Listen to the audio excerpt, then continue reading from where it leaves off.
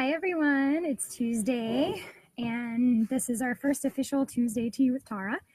And I was trying to consider what we should talk about today. And I thought, I think what I'm going to do is discuss the things that I'm currently dealing with in my life, because then they become really personal and I'm dealing with them, and I'm sure we can learn from one another. So the title for today is Overcoming Exhaustion. And exhaustion is either physical, mental, spiritual, emotional. And it's normally the result of a lot of different things, be it body health, mental health, spiritual health. And when I talk to a lot of folks who are visionary or leaders, they often struggle with this exhaustion, this kind of chronic exhaustion, because they tend to overgive.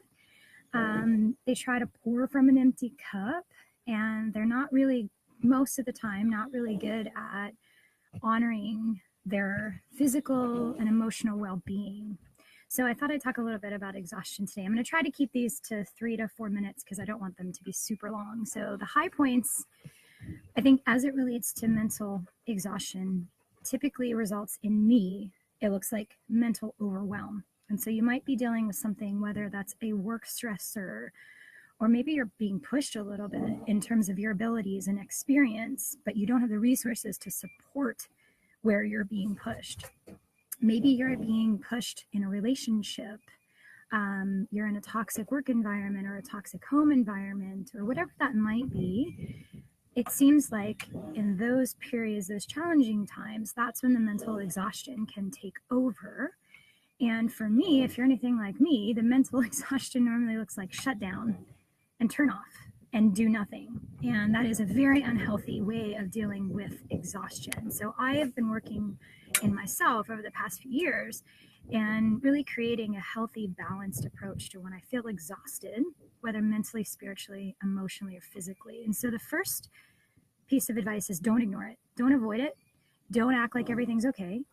Face it head on and recognize that you feel exhausted, recognize that you don't feel great, you don't feel like doing anything, and then start reflecting on maybe why that is. What are you doing or not doing that has resulted in this feeling of exhaustion? And when you do that self-reflection, typically you find out that you're taking on too much, or you're trying to do too many things at one time, or you're not honoring who you are authentically. And then you can start to see the patterns in your exhaustion.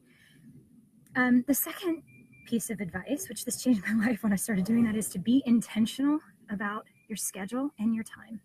There are so many things that we quote unquote have to do that we don't have to do. And when you start really looking at life from this intentional lens, you start to question everything you do. And you ask yourself, is this going to get me to my goal, or is this actually holding me back from my goal? If it gets you to your goal, whether that is to be a good mom or to be a good coworker, or whatever these goals are, if your everyday schedule is in alignment with those goals, you will feel fulfilled and satisfied at the end of the day. If your schedule is not in alignment with those goals, you will get to the end of your day and you will say, I did so much today, but I didn't accomplish anything. That's why.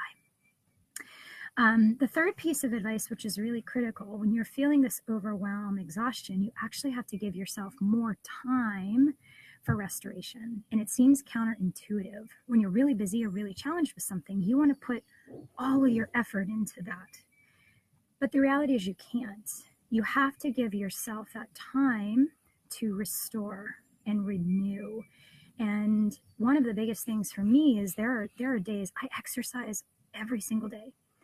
And I would say 5 out of the 7 days, I don't feel like exercising, but I push myself to do it. And if I'm really feeling like that, physically overwhelmed, I don't do a huge cardio activity.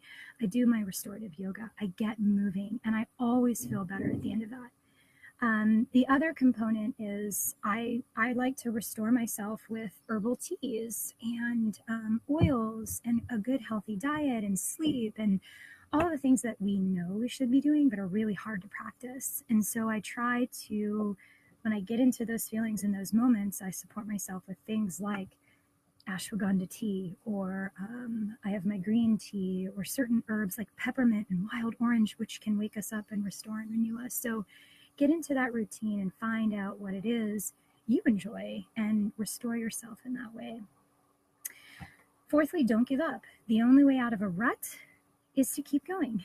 If you just kind of sit back and do nothing, you can expect that nothing will happen. So you can't give up. You just have to take small steps, small steps. Just keep moving. Stay positive. Replace all that negative that you've got going on in your mind with the positive. If you continuously say, I feel exhausted, I feel terrible, I feel weak, I feel miserable, then you will feel weak, terrible, exhausted, miserable. If you say, I might not be functioning at my best today, but you know what? I'm going to support myself in this process and I know I can get through it.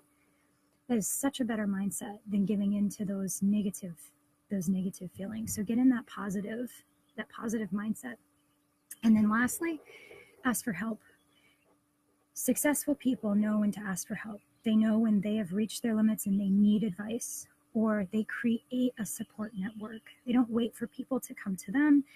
They go out and they look for it. So when you're feeling this way and you're like, gosh, I've tried everything and it's just not working, then go and reach out to those people who you know you can trust and rely on. And maybe they've got a different mindset. Sometimes you need that different mindset to help you think a little bit differently about your current situation. So I hope that this was somewhat helpful.